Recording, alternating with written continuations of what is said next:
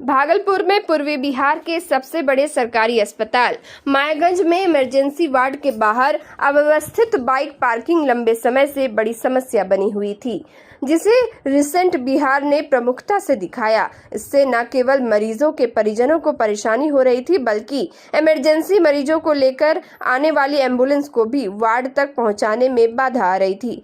Recent Bihar पर खबर चलाने के बाद अब असर दिखना शुरू हो गया है, जहां शिकायतें बढ़ने के बाद अब अस्पताल प्रशासन ने इस पर सख्ती बरतने का निर्णय लिया है। इमरजेंसी वार्ड के बाहर एक नियत स्थान पर मृत मरीजों के शव को अस्थायी रूप से रखने की व्यवस्था है, लेकिन लोगों के द्वारा वहां भी बाइक खड़ी कर दी जाती थी, जिससे अंतिम क्रियाक्रम की प्रक्रिया में बाधा उत्पन्न हो रही थी। अस्पताल अधीक्षक डॉक्टर हेमशंकर शर्मा ने लोगों से अपील की है कि वे मानवीयता दिखाएं और संवेदनशील स्थानों पर वाहन खड़ा न करें।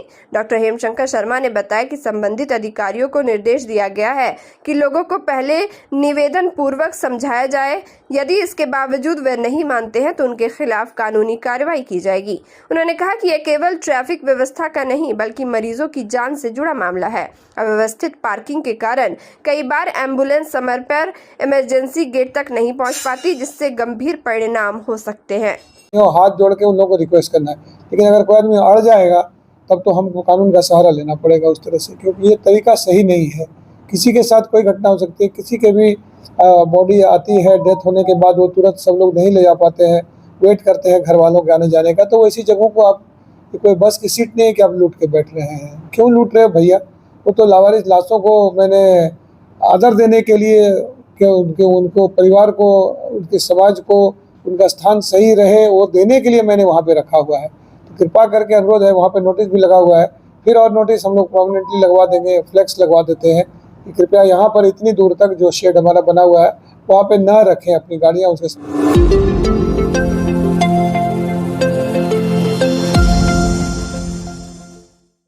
भागलपुर में एक बार फिर पुलिस की बर्बरता का मामला सामने आया है। इस संबंध में एक युवक ने कोर्ट में नालसी केस दर्ज कराया है। आरोप लगाया है कि चोरी के एक मुकदमे में पुलिस ने उसे हिरासत में ले लिया और जबरन अपराध कराने की कोशिश की। इस दौरान पुलिस ने उनके हाथ से पैर को रस्सी से बांध दिया और तलवे में 100 से अधिक डंडे बजाए। इसके बाद पुलिस ने बॉन्ड भरवाकर उसे छोड़ दिया। मामला भागलपुर के सुल्तानगंज थाने का है। पीड़ित की शिकायत पर कोर्ट ने इस थाने की 3 एएसआई समेत अन्य पुलिसकर्मियों के खिलाफ नालसी वाद दर्ज किया है। पीड़ित राहुल पुत्र संजय चौधरी निवासी बिनोवा नगर ने बताया कि वह पूर्व में सुल्तानगंज थाने के मद्य निषेध विभाग एलटीएफ की गाड़ी में ड्राइवर रहा है। बताया कि 25 अप्रैल को वार्ड संख्या 1 में रहने वाले डब्लू राजहंस के घर चोरी हुई थी। इस संबंध में डब्लू राजहंस ने अज्ञात चोरों के खिलाफ मामला दर्ज कराया था। इसी मामले में सुल्तानपुर पुलिस ने उसे 29 अप्रैल की रात करीब 12 बजे घर से पूछताछ के बहाने उठाया और थाने में लाकर बेरहमी से मारपीट की। पीड़ित के मुताबिक पुलिस ने चोरी के इस वारदात को कबूलवाने के लिए उसके हाथ और पैर को रस्सी से बांध दिया और फिर 3 एएसआई ने उसके तलवे में 100 डंडे मारे। पूरे दिन थाने में रखने के बाद पुलिस ने शाम को पीआर बॉन्ड भरवाने के बाद उसे छोड़ दिया। पीड़ित के मुताबिक घर पहुंचते ही उसकी हालत खराब हो गई। परिजनों ने उसकी बिगड़ती तबीयत को देखते हुए अस्पताल में भर्ती कराया, जहां से इलाज के बाद वह अब घर पहुंचा है। पीड़ित के मुताबिक इस मामले में उसने पुलिस के आला अधिकारियों को शिकायत दी, लेकिन जब कहीं सुनवाई नहीं हुई तो पीड़ित ने कोर्ट में नालसी वाद दाखिल किया है। इधर सुल्तानगंज थाना अध्यक्ष से इस संबंध में पूछा गया तो उन्होंने इस आरोप को सिरे से खारिज किया। कहा कि पुलिस क्यों किसी को मारेगी। पुलिस उठाया डब्लू राजहंस के मामले में पूछताछ के लिए। क्या हुआ था डब्लू राजहंस के? उसके यहाँ चोरी हुआ है। अच्छा। पूछताछ के मामले में उठाया, वहाँ जब लेके गया तो हमको एक रूम में बंद करके बहुत मारा। करेंगे केस किए हो? हाँ, केस किया है। कहाँ केस किए हो? कोर्ट में। कोर्ट में केस किए हो? हाँ। जो मारपीट किया तुम्हारे हाँ, साथ? जो मारपीट किया उनका नाम भी दिए हैं। कौन कौन लोग मारपीट? संजय मंडल, नवीन, सागर, इन लोगों ने। हाँ।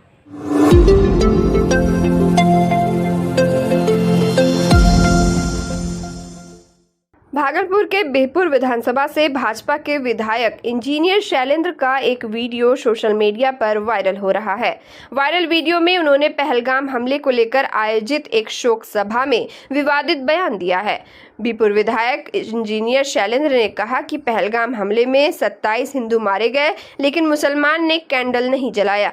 उन्होंने कहा कि जब तक हिंदू कलमा नहीं पढ़ेंगे मारते रहेंगे। विधायक शैलेंद्र ने यह भी कहा कि मुसलमान हिंदुस्तान का नहीं है, वह पाकिस्तान का है और हिंदुस्तान के सभी हिंदुओं को इस्लाम धर्म कबूल करवाना चाहता है। ये पहला मौका नहीं है जब विधायक ने विवादित बयान दिया हो। 4 महीने पहले भी उन्होंने मुसलमानों को लेकर इसी तरह का बयान दिया था, जब उन्होंने कहा था कि हारना पसंद करेंगे लेकिन मुसलमानों को वोट पसंद नहीं करेंगे। बिहपुर विधायक इंजीनियर शैलेंद्र के बयान पर अभी तक कोई आधिकारिक प्रतिक्रिया नहीं आई है, लेकिन सोशल मीडिया पर लोग उनके बयान की निंदा कर रहे हैं और इसे सांप्रदायिक बता रहे हैं। राजद तो मुसलमान की पार्टी, एक भी मुसलमान बिहपुर विधानसभा का 27 हिंदू की मौत हो गई आतंकियों के द्वारा, आतंकवादियों के द्वारा। कोई मुसलमान को आपने कैंडल निकालते हुए नहीं देखा होगा। देखा आपने? क्या वो हिंदू हमारा नहीं है रिश्तेदार? पूरे देश का हिंदू हम लोग एक है, लेकिन ये मुसलमान, ये पाकिस्तान का है, ये हिंदुस्तान का नहीं है। ये कोई कैंडल नहीं चलाया, कोई मातम नहीं मनाया और ये कहता है कि अच्छा हुआ। ये जब तक कलमा नहीं पढ़ेगा तब तक इसको मारते रहेंगे। यानी पूरे हिंदुस्तान को, हिंदू को ये मुसलमान धर्म कबूल करने के लिए मजबूर करना चाहता है।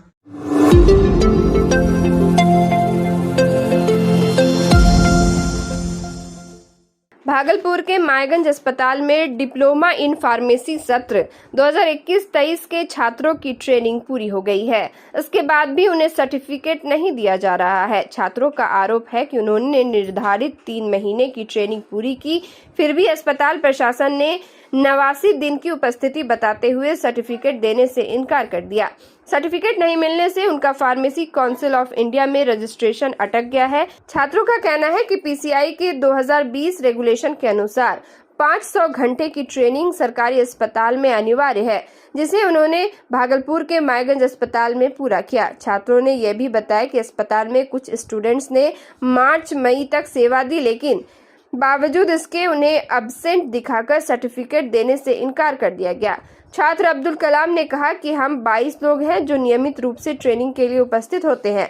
हॉस्पिटल के अलग अलग डिपार्टमेंट में काम भी किया, फिर भी हमें कहा जा रहा है कि आपकी ट्रेनिंग 89 दिन की ही हुई है, इसलिए सर्टिफिकेट नहीं मिलेगी। अगर सर्टिफिकेट नहीं मिला तो उन लोगों का रजिस्ट्रेशन रुक जाएगा। छात्रों का यह भी कहना है कि उन्होंने अस्पताल प्रशासन से कई बार बातचीत की, लेकिन कोई संतोषजनक जवाब नहीं मिला। मजबूर होकर अब वे अस्पताल अधीक्षक डॉक्टर हेमशंकर शर्मा से लिखित शिकायत सोमवार को करेंगे। मामले पर अस्पताल अधीक्षक डॉक्टर हेमशंकर शर्मा ने कहा कि हमने संबंधित वार्ड इंचार्ज को निर्देशित किया है कि वे छात्रों की वास्तविक उपस्थिति की जांच करें। अगर इंचार्ज सर्टिफाइड करेंगे कि छात्र तय समय तक नियमित रूप से उपस्थित रहे हैं, तभी सर्टिफिकेट जारी किया जाएगा। उन्होंने आगे कहा कि कई बार देखने में आता है कि छात्र सिर्फ हाजिरी लगाकर चले जाते हैं और फिर सर्टिफिकेट की मांग करने पहुंच जाते हैं, इसलिए जब तक पूरी जांच नहीं होती तब तक सर्टिफिकेट नहीं दिया जाएगा। तो इस 3 मंथ्स के अंदर में हम लोगों ने JLMCH में हमारा असाइन था हॉस्पिटल ट्रेनिंग, जो हम लोगों ने पूरा किया। तो मंथ के अनुसार चूंकि फरवरी हमारा 28 दिनों का होता है और नेक्स्ट जो है मार्च 31 दिन और इधर 30 दिन, तो टोटल 89 डेज जोड़ करके ये बोला जा रहा है कि आपका 89 दिन ही पूरा हुआ है, जिसके कारण आपको जो है ट्रेनिंग सर्टिफिकेट पूर्ण रूप से नहीं दिया जाएगा। और जब तक ये हमें ये ट्रेनिंग सर्टिफिकेट पूर्ण रूप से नहीं मिलेगा यहाँ से असाइन करके, तब तक हमारा जो है पीसीआई में बिहार फार्मेसी काउंसिल जो होता है उसका जो रजिस्ट्रेशन होता है वो हमें पूर्ण रूप से नहीं मिलेगा।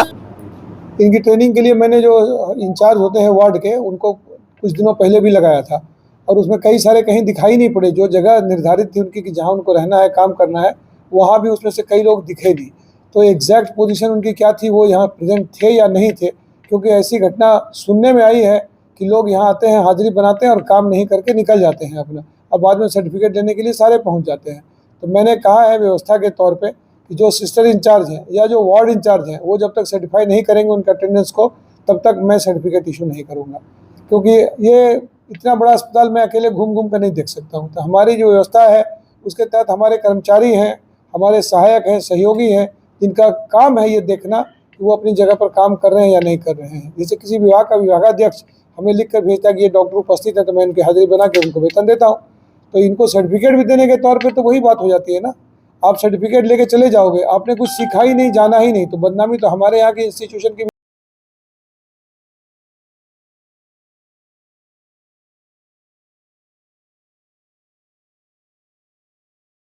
बालू खनन को लेकर कई निर्देश अधिकारियों को दिए हैं, बावजूद इसके कहीं भी नियमों का पालन नहीं हो रहा है। बालू माफिया नियमों की धज्जियां उड़ाते हुए मोटी कमाई कर रहे हैं।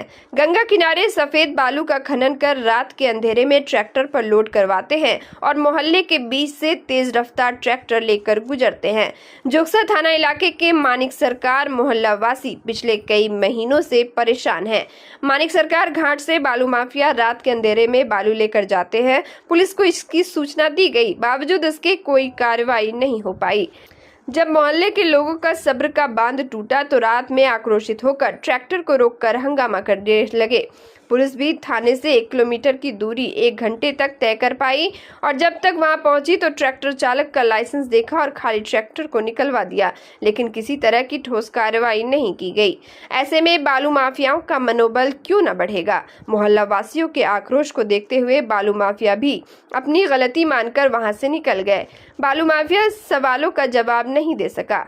उसने पहले कहा कि खेती के लिए ट्रैक्टर का प्रयोग करते हैं, फिर कहा कि 10 दिन से बालू मिट्टी उठाते हैं, जबकि मोहल्लेवासी कई दिनों से परेशान हैं। अब सवाल है कि इन माफियाओं को पुलिस पकड़कर जेल में क्यों नहीं डालती है। क्या पुलिस का बालू माफियाओं के साथ साठगांठ है? 1 महीने से अवैध बालू का डंपिंग किया जा रहा है, ठीक है। मोहल्ले में हम 20 बार से ऊपर कॉल कर चुके हैं बड़े बड़े अधिकारियों को, पर कुछ नहीं एक्शन लिया जाता है। बोलते हैं लोकल थाने को हम करते हैं कॉल, और लोकल थाने को बोलने के बाद भी कुछ नहीं होता है। क्या कारण लग रहा है? कारण क्या, अवैध बालू उठा करके पैसा का खेल हो रहा है। पुलिस क्यों नहीं कार्रवाई कर रही है? अब पुलिस, अब क्या बोले इसमें, पुलिस नहीं कर रही है तो सब तो पैसा का ही खेल है ना।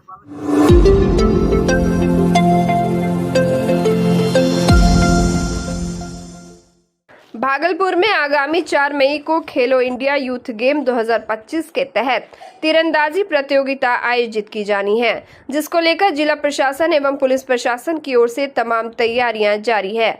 आपको बता दें कि रविवार को तीरंदाजी प्रतियोगिता का आयोजन किया जाना है, जबकि शुक्रवार से ही खिलाड़ियों का आगमन जारी है।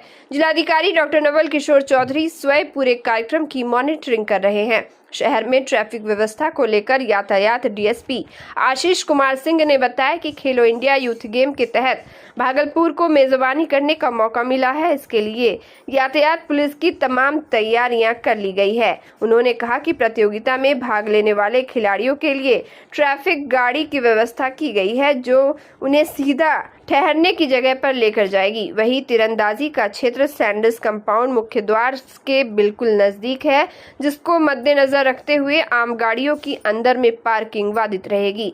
वहीं प्रतियोगिता में आए हुए सभी वाहनों की पार्किंग की व्यवस्था क्रिकेट स्टेडियम ग्राउंड के सामने की जाएगी, जबकि सैंडल्स कंपाउंड पार्किंग में बड़े पदाधिकारियों के वाहनों की पार्किंग सुनिश्चित की गई है। वहीं लोहिया पुल पर काफी भीड़ रहती है, जिसको देखते हुए यातायात डीएसपी आशीष कुमार के द्वारा ट्रैफिक पुलिस पदाधिकारी और जवानों की तैनाती कर दी गई है, ताकि जाम की स्थिति उत्पन्न न हो। रही बात ट्रैफिक का, तो भागलपुर स्टेशन से लोगों को, खिलाड़ियों को या ऑफिशियल्स को अभी होटल में 3 जगह हम लोगों ने, प्रशासन ने, विद्या रेसिडेंसी में ऑफिशियल हैं और चिन्मया होटल में है और आनंदा ग्रैंड में रखने की व्यवस्था है खिलाड़ियों को। तो उसके मद्देनज़र हम लोगों ने ट्रैफिक की व्यवस्था की है। सभी गाड़ियों के, चूँकि लड़के कम हैं, लड़कियाँ हम तो सीमित हैं, तो हम लोगों ने दोनों जो होटल है उस पर अपना ट्रैफिक की तरफ से स्कॉट की गाड़ी अस्थायी रूप से कर दिया है, ताकि जब भी लोग आएँ, बच्चे आएँ सैंडल्स कंपाउंड में, तो उनको लाने में असुविधा नहीं हो, इसलिए बस लगी रहेगी। तो बस के साथ हमारा स्कॉट वाहन लगा रहेगा।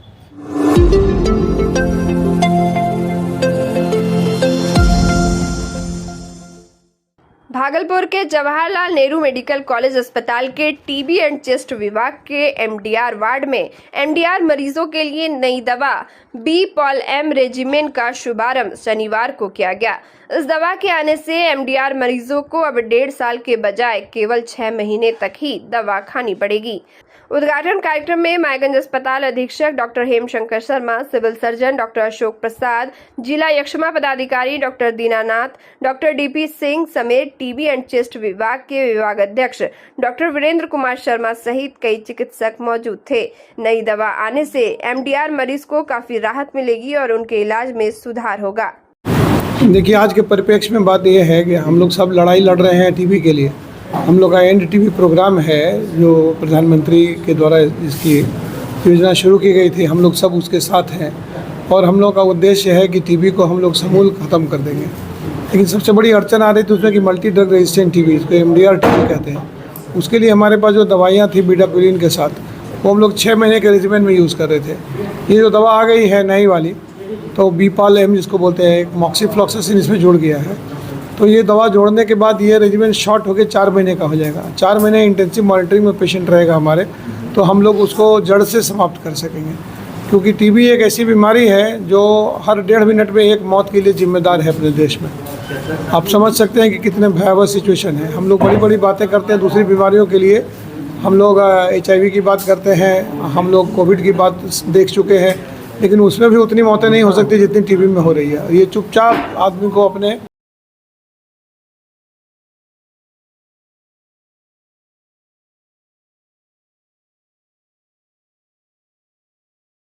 आईपीएस अधिकारी विकास वैभव का भव्य स्वागत किया गया। उनके आगमन पर भागलपुर सर्किट हाउस में एक विशेष प्रेस कॉन्फ्रेंस का आयोजन किया गया, जिसमें उन्होंने युवाओं से संवाद किया और उन्हें शिक्षा, समता और उद्यमिता के महत्व को समझाते हुए प्रेरित किया।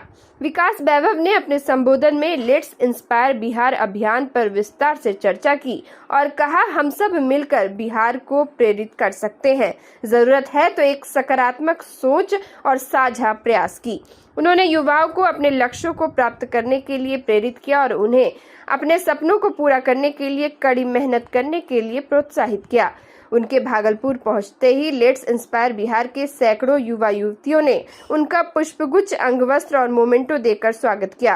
प्रेस कॉन्फ्रेंस में भागलपुर के कई शिक्षाविद, समाज सेवी और लेट्स इंस्पायर बिहार के सदस्य भी उपस्थित रहे। जानते हैं पिछले 4 वर्षों से लेट्स इंस्पायर बिहार अभियान में शनिवार, रविवार जो भी अवकाश का दिन है, बिहार के अलग अलग जिलों में भ्रमण करता रहा हूं। इसी क्रम में आज भागलपुर में हूं।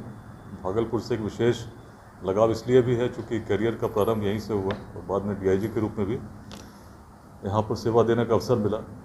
सभी गाँवों में, पूरे क्षेत्र में लोगों से जुड़ाव आज भी बना हुआ है और मुझे बड़ी प्रसन्नता है कि भागलपुर में लेट्स इंस्पायर बिहार में जहाँ निःशुल्क शिक्षण का भी पहला एक प्रकल्प खोलने का प्रयास किया गया था 2022 में, जब मैं मई माह में यहाँ पर आया था। TNB कॉलेज भागलपुर पहला महाविद्यालय है पूरे बिहार में जहां इस अभियान के अंतर्गत उद्यमिता प्रशिक्षण के लिए एक विशेष 1 माह का कार्यक्रम आयोजित किया गया है। आज उसी का समापन है।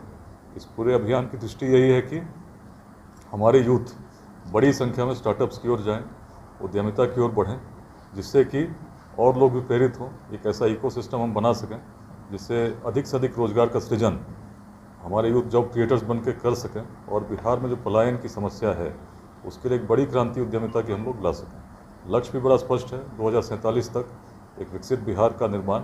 और अभी जो लक्ष्य लेके हम लोग चल रहे हैं, 2028 तक हर जिले में कम से कम 5 स्टार्टअप जिसमें 100 लोगों को रोजगार मिलता हो इस अभियान के माध्यम से। इसमें सभी महाविद्यालयों का सहयोग हम लोग प्राप्त करने का प्रयास कर रहे हैं।